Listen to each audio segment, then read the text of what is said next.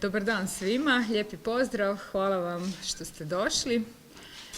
Ponajprije bih ja zapravo htjela zahvaliti našim drugarima, Srđevcima koji su tamo negdje iza vas, koji su nas došli fizički podržati danas. I isto tako bih baš jako htjela zahvaliti svim našim prijateljima, sugrađanima koji nas prate preko društvenih mreža. Nažalost, evo, zbog epidemiološke situacije nismo mogli drukčije organizirati. Mi smo htjeli nekako da ovaj vrlo veliki, vrlo svečani trenutak za nas nekako odradimo svi zajedno, da pokažemo na kraju krajeva i neku naše zajedništvo. Međutim, evo, situacija je takva kakva jest. Odradit ćemo je ovako kako najbolje možemo. Hvala naravno i vama novinarima koji ste došli, koji ćete nas popratiti i koji nas pratite zapravo svih ovih godina. Iako ste naravno vi ovdje onako zbog svoga posla, po prirodi svoga posla, ali ja bih stvarno htjela iskoristiti evo ovu priliku da vam još jednom zbilja iskreno zahvalim što nas svih ovih godina pratite, nekad manje, nekad više, neko manje, neko više, ali definitivno nam pomažete graditi ovu našu priču.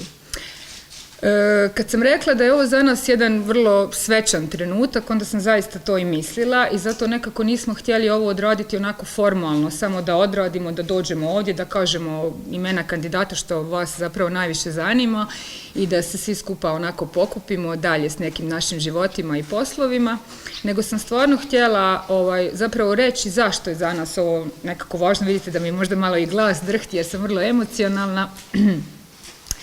Zaista je velik trenutak ovo danas ovdje, htjeli smo ga podijeliti sa svima, odnosno htjeli smo pokazati zapravo da smo spremni na jedan novi korak, na jedan iskorak, da smo spremni preuzeti odgovornost zapravo i sve ono što s tim dolazi. Htjeli smo isto tako nekako da ovaj trenutak, da u ovom trenutku zapravo pokažemo svim našim sugrađanima da se može. Da se može mijenjati politika, da se mogu mijenjati stvari u politici, zapravo te promjene možda idu sporo, možda idu polako, nekad idu toliko sporo da zapravo uopće čine nam se da su nevidljive. Međutim, evo, svi mi ovdje danas i svi oni koji nisu ovdje danas s nama smo zapravo dokaz da su promjene moguće. Ako iza te želje za promjenom stoji stvarno onako volja, znanje, utrošeno vrijeme i na kraju krajeva ljubav, onda se definitivno stvari mogu polako, ali sigurno mijenjati. Mi gradimo ovu našu priču već 10 godina, 15 godina naravno ako uključimo onaj aktivistički dio našeg djelovanja i nije uvijek bilo lako i nismo uvijek bili tako sigurni u sebe kao što jesmo danas i evo dozvolit ćete mi da ja onako malo emocionalno možda ispričam jednu možda anegdotu s naših početaka. I baš mi je značajno nekako da vam je ispričam zato što su mnogi od vas isto bili tada s nama u tom trenutku. To je bilo prije sad već skoro 8 godina, 7,5 godina, naš prvi ulazak u gradsku vijećnicu na prvu sjednicu gradskog vijeća. Tad smo u gradsku vijećnicu ulazili Igor Miošić, Ivan Viđen i ja, kao 3 vijećnika koja su sa liste Srđi grad ušla u politiku tada. I taj dan, 30. srpnja 2013. godine, je zaista bio onako poseban i mi smo, osjećali smo se, ne znam, i uzbuđeno i bili smo zapravo i uzbuđeni, ali i preplašeni. Evo, moram to sada priznati i bez obzira koliko smo taj dan, ne znam, bili spremni za tu točku dnevnog reda, bez obzira koliko smo znali što ćemo pričati, bez obzira koliko smo želju imali zapravo da uvjerimo naše kolege da se možda neko predomisli vezano za tu odluku o UP-u na Srđu, i bez obzira naravno i na ogromnu podršku naših prijatelja koji su bili, sugrađana koji su bili ispred gradske vijećnice. Ulazili smo u tu gradsku vijećnicu sa ogromnim grčem u želucu zato što nismo znali što nas čeka, odnosno znali smo da nas tamo čekaju u tom ringu onako neki prekaljeni politički lisci i lisice. I znali smo isto tako da nećemo baš utjecati puno na njihovu odluku. Međutim, onako ušli smo hrabro i srčano, odradili smo tu sjednicu kako smo najbolje znali i umjeli. Iz današnje perspektive mislim da možemo biti jako zadovoljni. Ona je završila onako kako je završila, svi naravno znate kako.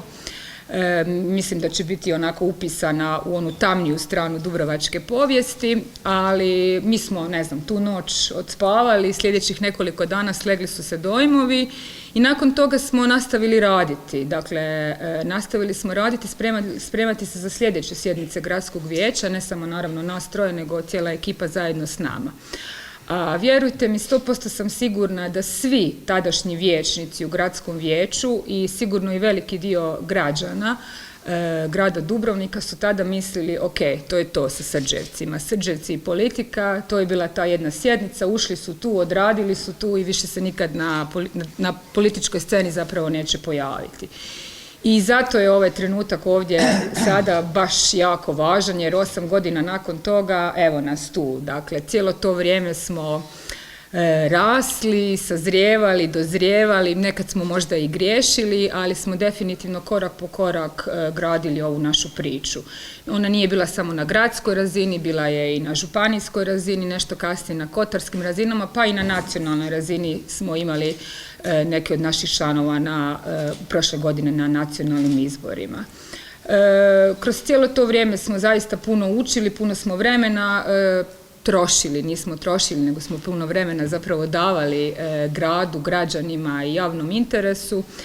I ne znam, možda ću biti pretenciozna kad ovo kažem, možda je sve ovo bilo pretenciozno, ali možda ću biti pretenciozna kad kažem da mislim da kad u vaše redakcije stigne danas, nakon ovoliko godina, stigne priopćenje od Srđevaca, da bez obzira što mislili o nama osobno, bez obzira slagali se osobno s našom politikom ili ne, mislim da ste negdje sigurni kad pročitate, bez obzira što mislite o našim priopćenjima koji su nekad možda predugački, prepametni, prepretenciozni, komunikacijski, možda nevješti, nekad, jeli, bez obzira na sve to znam da znate da iza svake te rečenice stoji ogroman rad, ogromna volja i želja i da za svake točke i za svake zareza stoji neka istina, definitivno. I sigurna sam da nitko ko pročita neko priopćenje ili ko sluša izjavu nekog od Srđevaca nikad ni u jednom trenutku ne pomisli da iza te izjave, iza te rečenice stoji neki privatni interes. I mislim da danas nakon 8 godina, odnosno 10 godina postojanja na političkoj sceni je to baš onako, na hrvatskoj političkoj sceni je baš veliko, jako i moćno. I evo, zato baš ponavljam da ovaj trenutak nam je baš jako svečan i jako važan. Mi ovime pokazujemo da smo spremni za novi korak, da smo spremni za novi iskorak zapravo, da smo spremni pokazati građanima da smo ih spremni podržati zapravo u njihovim željama da zajedno s nama mijenjaju sliku grada i zapravo sliku grada i županije. Spremni smo zapravo upravljati gradom. Eto, spremni smo preuzeti odgovornost. Mislim da je to najvažnija poruka koju možete s moje strane ponijeti iz današnje presice. A sad evo mislim da ste svi ovako nakon ovog mog podužeg uvoda spremni za čuti imena kandidata. Počet ćemo sa županijske razine i ja ću predstaviti, odnosno najavit ću našeg kandidata za župana. To je, mislim da je nekako i logično, gospar Marko Giljača, naš zasad jedini županijski vijećnik. I ako bih nekako se malo razmetala nekim srđevskim karakteristikama, onda bih rekla da je jedna od naših karakteristika spremnost na dijalog. A ako bih jednog od Srđevca povezala s tom osobinom, onda je to definitivno gospar Giljača. Dakle, on je to i dokazao time što je posljednjih nekoliko mjeseci zaista marljivo i jako puno radio, putovao diljem naše županije i slagao je liste, zapravo tražio istomišljenike koji su spremni angažirati se i zajedno s nama, zajedno s njim, zapravo mijenjati sliku života zapravo u njihovim lokalnim zajednicama. Evo, prepuštam onda sad riječ Marku. Dobar dan svima. Evo, naš izlazak na županijski izbore zapravo nije neki hir. nego je nešto što pripremamo već vrlo studiozno 10 mjeseci. Znači, krenuli smo u okupljanje, kako moj prijatelj Bakulić kaže, puno malih vatri koje sjaje po županiji i puno dobrih ljudi koji u županiji rade odličan posao, bilo kroz udruge, bilo kroz aktivizam, bilo kao pojedinci. I naišli smo na stvarno sjajne partnere, svukuda, od Neretve preko Korčule, Pelješca, Lastova, Župe, Konavala. I mislim da smo sastavili jednu stvarno dobru ekipu koja konačno ima neki zajednički cilj, a zajednički cilj je raditi na nekakvoj boljoj županiji. U izbore za Dubrovačko-neretvansku županiju idemo uvjereni da županije mogu i trebaju biti nositelji razvoja cijele regije. Da mogu poticati dijalog na razinama općine i gradova i pomagati da radimo projekte koji će biti zajedno na svim razinama iskoordinirani, što do sad nije bilo slučaj. Također, idemo uvjereni da županije trebaju biti progresivan politički faktor koji će povezivati, koji će okupljati i jasno komunicirati potrebe lokalne i regionalne razine prema državnoj razini. Nažalost, naša županija već godinama nije politički akter, nego običan promatrač. Promatrač koji slijepo slijedi upute sa državne razine, koji ne diže glas zbog svoje stranačke vertikale i samim time nije spremna potaknuti promjene na razini potreba građana. I nažalost, građani time dobivaju dojam kako su županije nevažne i na neki način imaju osjećaj da su županije teret, a to nije istina. Županija u svojim ovlastima ima neke od ključnih područja koji mogu stvarno naš život učiniti boljim. Međutim, svojim neradom stvaraju takav dojam. Ajmo samo razmisliti o svim tim područjima koje su u ovlastima županije. Krenimo od zdravstva. Ova kriza nam je pokazala koliko je zdravstvo koliko je zdravstvo u biti. Dobro, okej. Znači, kriza nam je pokazala koliko nam je zdravstvo bitno. A u isto vrijeme imamo županiju koja se ponaša na način kao običan medijator. Oni transferiraju sredstva sa državne razine na razinu bolnica i javnog zdravstvenog sustava i pritom šute, zato što ih veže ta politička vertikala. Šute o tome da se kontinuirano gomilaju dugovi, šute o tome da se smanjuju radna prava i da se u biti preopterećuju zdravstveni djelatnici, šute o tome da nam pada razina usluge. Sve to ne treba biti tako. Treba nam jasna vizija javnog zdravstva i trebaju nam glasni zagovarači, što pozicija županije omogućuje. Županija je osnivač i bolnica, županija je osnivač kompletnog javnog zdravstvenog sustava. Ali treba imati hrabrosti i biti politički akter, a ne promatrač. Tako da, ukoliko želimo bolje zdravstvo, moramo imati i bolju županijsku vlast. Ajmo nakon zdravstva govoriti o ekologiji, o gospodarenju otpadu. Za nas Srđevce, čisti zrak, čista voda, pravilno gospodarenje otpadom, naše sjeme koje ćemo zaštititi, da možemo uzgajati tradicionalna sjemena. Za nas je to domoljublje. Nije domoljublje držanje ruke na srcu i simboli koji nam pokazuju inače. Znači, domoljublje je graditi budućnost i ostaviti čistu i ekološki zdrav svijet našoj djeci i novim generacijama. Ajmo pričati o moru i o javnom pomorskom dobru. Županija ima ogromne ovlasti tu. 70% naše županije je more. Pod ovlastima županije su javno pomorsko dobro, koncesije, ovlasti županije su vezovi za barke koje treba dovesti u red da bi se spriječila korupcija, za koju svi sumnjamo da postoji. Znači, trebamo uvesti red i moramo potaknuti plavo gospodarstvo, znači gospodarstvo koje će se bazirati na tom velikom resursu koji imamo, a to je more, a pritome će se poštivati svi ekološki standardi. Evo sad se pitamo koje su nam alternative turizmu. Turizam je sigurno moramo dalje razvijati, ali moramo razvijati i druge gospodarske strane, a tu nam upravo zeleno gospodarstvo i plavo gospodarstvo su sigurno veliki oslonci na kojima možemo ići dalje. Ajmo razmišljati još malo dalje. Ekološka poljoprivreda, prostorno planiranje, srednjoškolsko obrazovanje, prometna rješenja, sve je to u nadležnostima županije. I niko nam ne može reći da županije nisu bitne. Znači, županije su te koje mogu kreirati našu bolju budućnost. I zbog svega toga mi trebamo i možemo imati županijsku vlast koja ima jasnu viziju i koja ima jasnu želju da bude politički akter i pokretač promjena. Osobito u ovim teškim vremenima to nam treba. Zato vas pozivamo da nas podržite, pozivamo da nam se pridružite i da budete s nama dio promjena. Eto, hvala.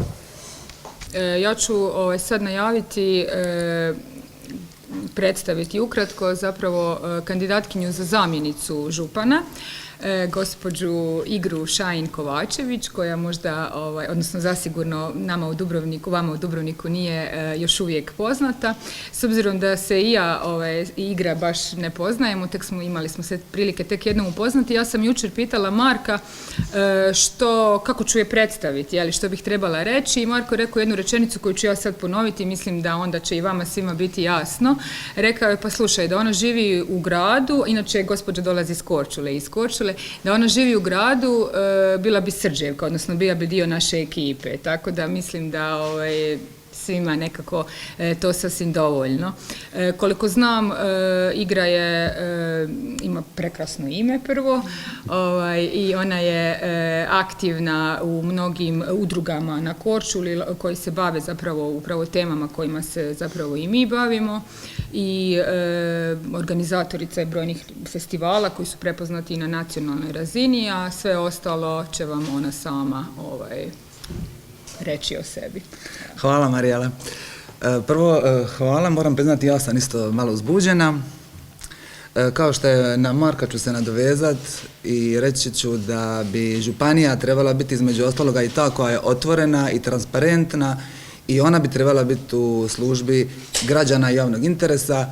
Danas se ne možemo oteti dojmu da se zapravo odluke koje se donose na razini županije, koje bi trebale utjecati na kvalitetu našega života, su zapravo motivirane pojedinačnim i privatnim interesima, dok je s druge strane činjenica da su vladajući uspjeli uvjeriti većinu građana da su apsolutno nemoćni i da ništa ne mogu promijeniti, apsolutno pogrešna. Dakle, svi mi imamo pravo sudjelovati u oblikovanju javnih politika, što su između ostaloga i dokaz svi ovi ljudi s kojima sam ja danas ovdje, kao i mnogi koji smo okupili kroz cijelu županiju, koji su itekako aktivni u svojim sredinama i vrlo dobro poznaju probleme ljudi sa kojima žive.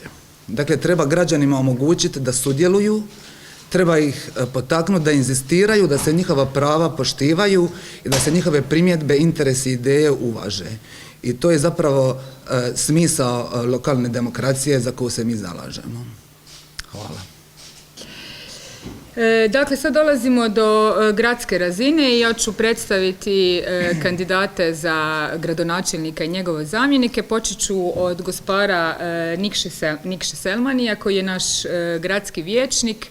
I opet, ako ću govoriti o onim nekim srđevskim kvalitetama, onda bih uz Nikšu zasigurno rekla nekoliko naših osobina, ja bih rekla. Dakle, to je upornost i želja da se svaka činjenica, svaka stvar provjeri onako jedno 100 puta.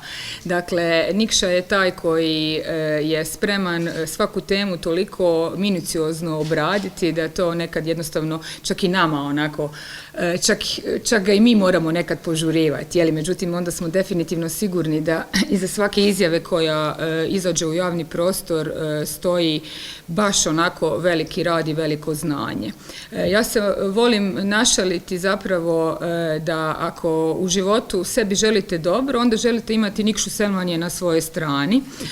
Pa tako mislim da ako želimo ovom gradu dobro, onda želimo definitivno da Nikša Selmani bude u njegovoj upravljačkoj strukturi, odnosno želimo da Nikša Selmani bude desna ruka gradonačelniku, odnosno on je naš kandidat za dogradonačelnika. Hvala lijepa Marijela na lijepim riječima. Ovako, u svojih 8 godina kontinuiranog djelovanja Srđe grad je sigurno postao dio političke realnosti. To je sada već dokazano i neminovno. Prioriteti javnog interesa po kojim smo mi prepoznati u ovih 8 godina nisu se promijenili. To je također, mislim, vrlo razvidno i jasno. Čak što više, mislim da naši prijedlozi o nužnosti zaokreta u političkom djelovanju i upravljanju gradom su danas više nego ikad postali aktualni. Nešto bih samo rekao malo o okolnostima ovih izbora. Ovi su izbori vrlo specifični.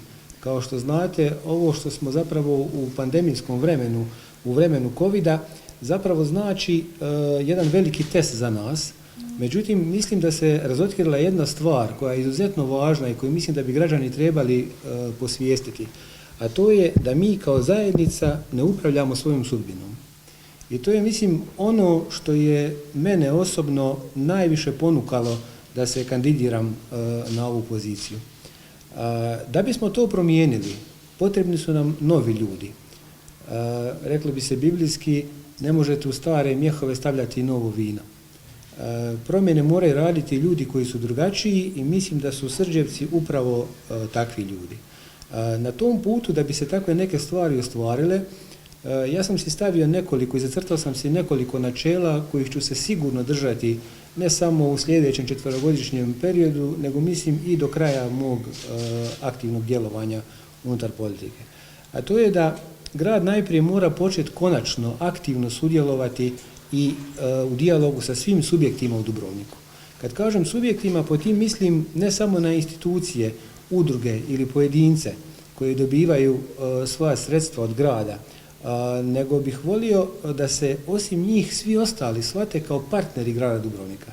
Znači, grad Dubrovnik jednostavno mora izgrađivati jedan novi partnerski odnos spram svih subjekata grada Dubrovnika iz jednostavnog razloga jer ovakva politika, ovakav način nema budućnost. Kažem već, izgubili smo sudbinu iz svojih ruku. Drugo, grad mora poticati nove modele gospodarskog udruživanja i poticati i zapravo na neki način preuzeti jednu koordinaciju svih tih projekata.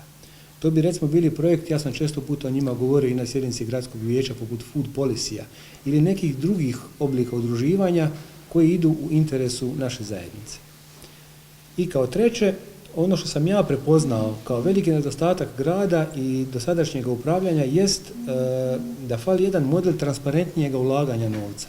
Što vam to konkretno znači? Konkretno znači da onaj novac koji grad Dubrovnik dobije od građana, građani moraju već unaprijed znati kamo taj novac ide. Kada građani budu vidjeli da je taj novac doista utrošen u ono što je rečeno, u jedan točno određeni projekat, građani neće osjećati da im se taj novac oduzeo, nego će osjetiti da daju svoj doprinos tome. Taj moment se meni osobno, a mislim i Srđevcima, čini izuzetno važnim. Konačno, kako bismo vratili sudbinu u vlastite ruke, jer to je osnovni moto, barem mojeg političkog angažmana, potrebno je najprije poštivanje drugih. Potrebno je poštivanje principa dijaloga, na koji sam barem ja u gradskom vijeću neprestano govorio. Važan je vrlo i osjećaj solidarnosti. Vidjeli smo kako u teškim vremenima zapravo se na kraju uvijek možemo osloniti na solidarnost, a ne na nekakav veliki novac. Solidarnost je zapravo pravi princip ljudskog sudjelovanja. I konačnici osjećaj prave mjere. To je ono za što ćemo se zalagati sad i u buduće. I evo, konačno smo došli do kandidata za gradonačelnika, naravno kao što je i logično i razvidno, dakle, iz ovog našeg današnjeg predstavljanja, a i nekako možda razvidno možda iz nagađanja koji su se posljednjih tjedana pojavili u javnom prostoru. Dakle, naš kandidat za gradonačelnika je gospar Đuro Capor. Definitivno, mislim da se svi možemo složiti, prepoznatljiviji Srđevac i zapravo onaj među nama koji zasigurno baš onako najbolje spaja sve točke srđevskog djelovanja, dakle počevši od onog aktivističkog djelovanja do političkog, dakle županijskog, gradskog pa i nacionalnog. Opet samo kratko ako bih rekla o onim svim ovim opet osobinama, onda ja bih u Đura definitivno, i mislim da se isto tako možete svi složiti sa mnom, pridodala osobine srčanost, borbenost, nevjerojatna ustrajnost, ali i nešto eto što ja osobno, s obzirom da ga poznam zapravo najdulje od svih Srđevaca, bih dodala zaista jedna velika želja za boljim i pravednijim svijetom. I mislim da zaista Dubrovnik 2021. zaslužuje jednog takvog gradonačelnika. Hvala Marijela, baš na lijepim riječima. Zaista si me ganula. Hvala vam svima što ste došli i hvala vam što podržavate i pratite sve što Srđevci i Srđegrad godinama rade. Mi smo se kandidirali za mjesto župana, za mjesto zamjenika župana, dogradonačelnika i gradonačelnika, zato što želimo i možemo promijeniti Dubrovnik, učiniti ga otvorenim, otpornim i dinamičnim gradom koji je okrenut budućnosti. Zato imamo i dovoljno znanja i iskustva stečenog, dakle, godinama rada na gradskoj ulici, predanom borbi za javno dobro, a također i marljivim radom u gradskoj vijećnici. Pozivamo sve građane Dubrovnika da budu upravo dio te promjene koju Srđa grad donosi, jer promjena neće doći od onih koji su proteklih 30 godina posvećeni samo svom vlastitom održavanju na vlasti i pri vlasti. U Dubrovniku ćemo uspostaviti ono što građani žele vidjeti, a to je odgovornost vlasti i razbijanje klijentelističkih mreža. Uspostavit ćemo i racionalno trošenje javnog novca i svima učinkovite i dostupne javne usluge. Uključit ćemo građane u nadzor i odlučivanje. Poticat ćemo zeleno poduzetništvo, ekološku održivost, razdvajanje otpada na kućnom pragu, otpornost na posljedice klimatskih promjena i solidarnu brigu o najslabijim članovima društva. Želimo promijeniti način na koji se Dubrovnikom upravlja. Prekinut ćemo praksu da se gradom vlada kao da je njemu na čelo nekakav lokalni šerif, a nasuprot tome podržavat ćemo i osnažiti sustavan rad svih gradskih institucija. Uključivanje i nadzor moramo uključiti građane putem lokalnih referenduma, putem zborova građana, putem konzultacija s Kotarom ili participativnog budžetiranja. Jednostavno ne smijemo dopuštati da se ponavljaju u gradu situacije kao sa Kotarom Ploče, sa Marinom Frapa, sa ulicom Đela Jusića, Solinskom ili recimo konkretno u zadnje vrijeme primjerom Suđuđa. Dakle, ne smije se događati da nam usluge poput Libertasa poskupljuju ili se reduciraju tobože zbog opravdanja da nisu tržišne. Ne postoje javne usluge tu zbog tržišta, nego jednostavno zato da građani dobiju pravo na javne usluge. Ne smiju cijene testiranja na COVID-19 u Dubrovniku biti dvostruko skuplje nego u ostatku Hrvatske.